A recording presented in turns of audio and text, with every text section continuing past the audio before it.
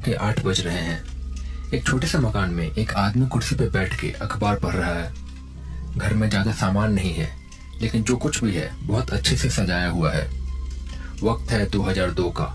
गुजरात के एक छोटे से शहर जामनगर में साल के आखिरी दिन के कुछ घंटे बचे हुए हैं और मेहता जी के घर में सब कुछ किसी आम दिन के जैसा ही है।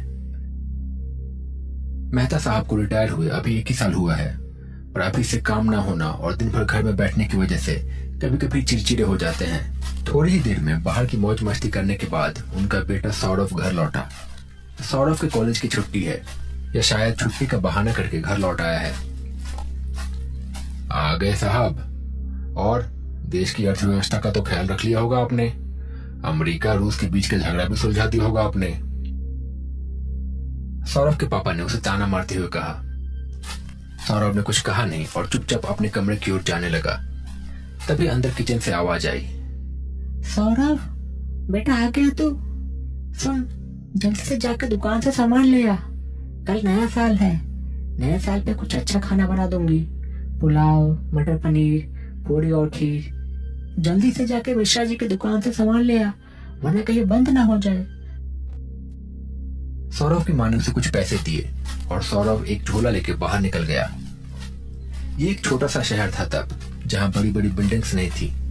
अभी मोबाइल फोन का प्रचलन नहीं आया था और स्मार्टफोन तो अभी बहुत दूर की बात थी। लोगों के पास समय था और लोग आपस में बात करके ही समय बिताते थे। धीरे धीरे सौरभ मोहल्ले की दुकान पे पहुंचा। मिश्रा जी की दुकान में रोजमर्रा की लगभग हर चीज मिल जाती है। सौरभ दुकान के पास पहुंचा। वहां पहले से 1-2 लोग बैठे हुए थे। मिश्रा जी दुकान के अंदर थे और बाकी 2 लोग उसी मोहल्ले के थे। इनका भी हर शाम यहाँ आके बैठक लगाना आम बात है। क्या लगता है कौन जीतेगा इस बार वर्ल्ड कप? हाँ, लगना क्या है, इंडिया जीतेगी। बस सचिन जल्दी आउट ना हो। हाँ, मुझे भी यही लगता है।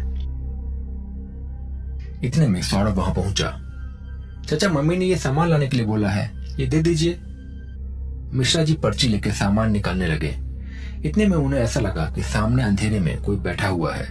रास्ते पे थोड़ी दूर पे ऐसा लगा जैसे कुछ रख के कुछ कर रहा है, फिर चुपचाप बड़ी तेजी से निकल गया। मिश्रा जी उधर ही देखते रहे। क्या हुआ चाचा, किस सोच में पड़ गए? अरे नहीं नहीं, कुछ नहीं।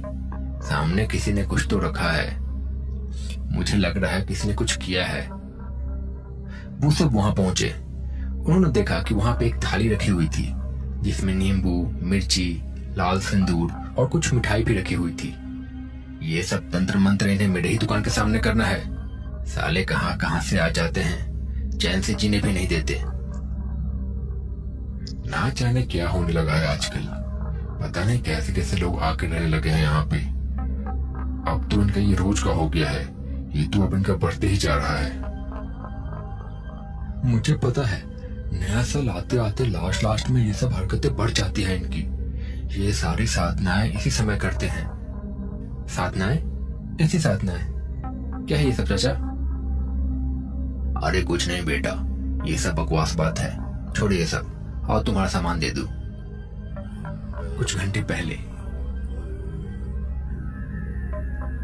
समय आधी रात का हो रहा है।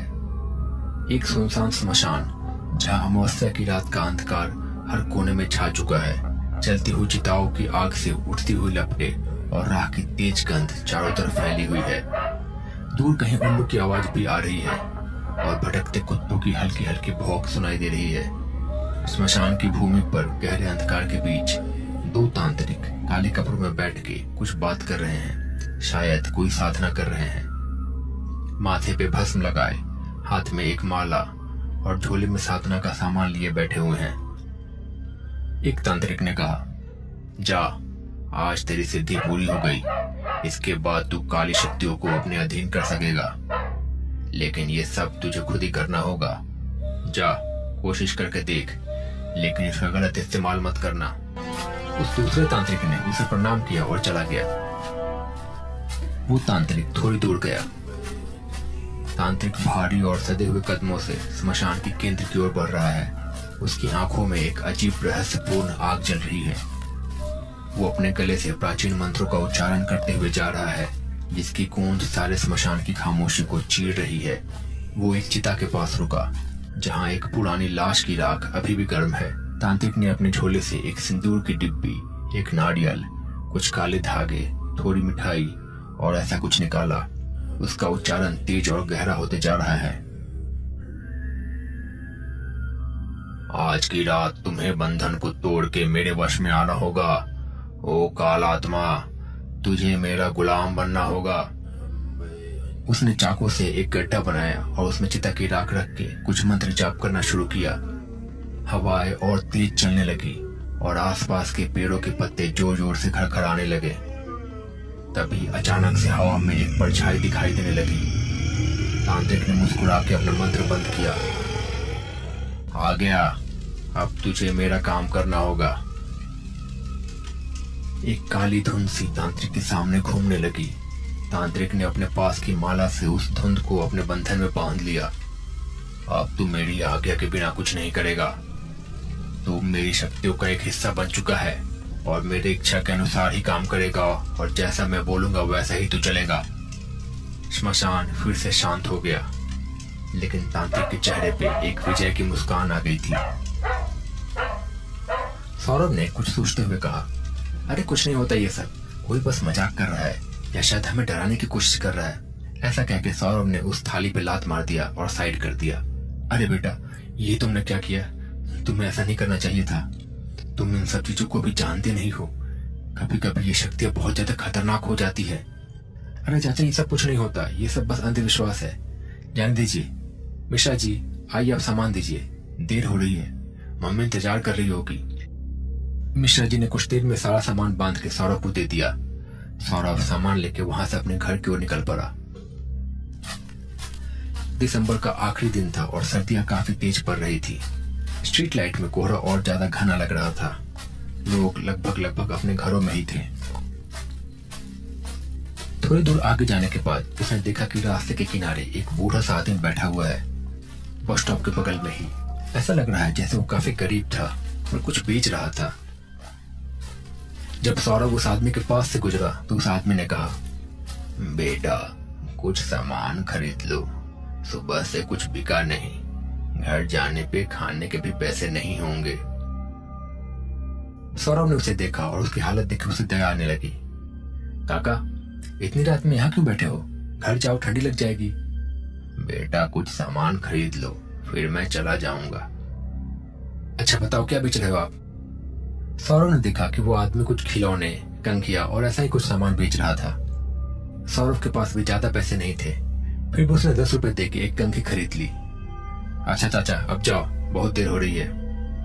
हाँ, अब चला जाता हूँ, अब मैं जा सकता हूँ। इसके बाद सौरभ उसी रास्ते पे आगे चलने लगा, पर अब उसे अचानक से कुछ अजीब सा महसूस होने लगा। उसकी कमर में दर्द होने लगा, पर उसने उस बात पर ज्यादा ध्यान नहीं दिया और आगे की ओर बढ़ने लगा। सौरभ ऐसे ही अपने घर की ओर बढ़ने लगा। उसका मोहल्ला आ गया। सामने ही मोहल्ले के कुछ लड़के बैडमिंटन खेल रहे थे।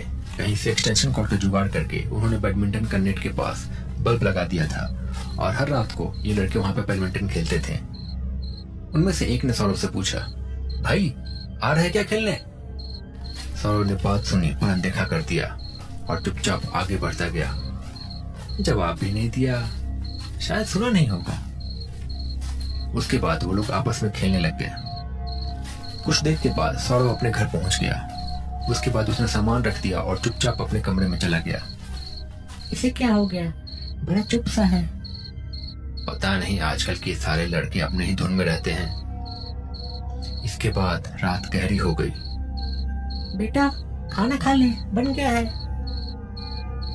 मुझे नहीं खाना, मन नहीं है, सौरभ ने एक बड़ी अजीब आवाज में कहा। सौरभ की मां ने सोचा कि शायद बाहर से कुछ खा के आया होगा, तो उन्होंने भी ज्यादा बोला नहीं। इसके बाद रात गहरी हो गई। 12 बजते ही समय के पहिए ने नए साल में प्रवेश कर लिया। Happy new year guys. पर आजकल के शहरों की तरह यहाँ कोई शोर शराबा नहीं था, सब शांत था। धीरे धीरे सुबह हो गई। सौरभ अभी भी सो रहा था। सौरभ बेटा उठ, बहुत देर हो गई, कब तक सोता रहेगा? चल उठ के जल्दी से नहा ले, आज आलस करेगा तो पूरे साल आलस करेगा, और अगर आज पापा ने डांटा तो पूरे साल डांट पड़ती रहेगी। पर सौरभ ने कुछ भी जवाब नहीं दिया। सारी आदत तुमने ही खराब करके रखी है, ये भी कोई वक्त है सोने का? रुको, अभी मैं खबर लेता हूं। इसके बाद वो सौरभ के कमरे में गए, पर उसके बाद वो बिना कुछ बोले चुपचाप वहां से दरवाजा बंद करके बाहर आ गए। सुनो, मैं बाहर जा रहा हूं, जब तक मैं ना आऊं तब तक दरवाजा मत खोलना। पर हुआ क्या? कुछ नहीं, बस जब तक मैं ना आऊं तुम दरवाजा मत खोलना और सवाल मत पूछो अभी, पर जो बोला है वो करो और हरगिज दरवाजा मत खोलना।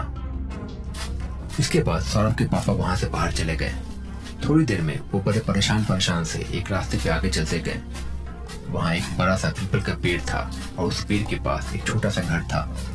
वो घर के अंदर गए। उस घर में एक आदमी बैठा हुआ था और कुछ सोच रहा था। भगत जी, मुझे आपकी मदद की जरूरत है। क्या हुआ? कोई मुसीबत आ पड़ी? कोई बाधा? भगत जी, मेरा बेटा ठीक से बात नहीं कर रहा था। जब मैं उसके कमरे में गया तो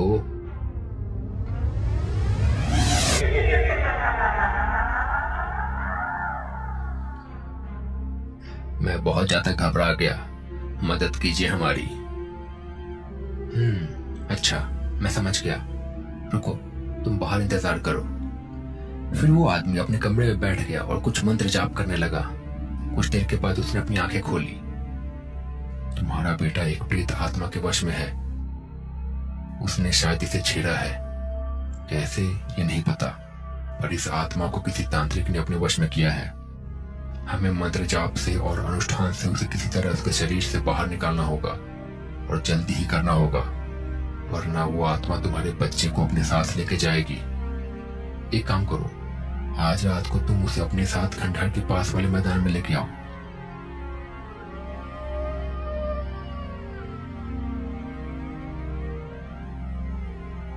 रात ढल आई। भगत के कहे अनुसार सौरभ के पापा और मिश्रा जी सौरभ को वहीं लेके गए। आज भगत आग के सामने बैठा हुआ था। उनके जाने के बाद भगत ने मंत्र पढ़ना शुरू किया। मंत्रों की गूंज और आग की लपटें हवा में घूम रही थी। कुछ ही देर में सौरभ के शरीर से एक साया बाहर निकला और हवा में मंडराने लगा। कौन है तू और तूने इस बच्चे को क्यों जकड़ा है? मुझे कैद किया गया है, इसीलिए जाने का आदेश दिया गया था। बोला गया है एक जान लेके आऊंगा तो मुक्ति मिलेगी।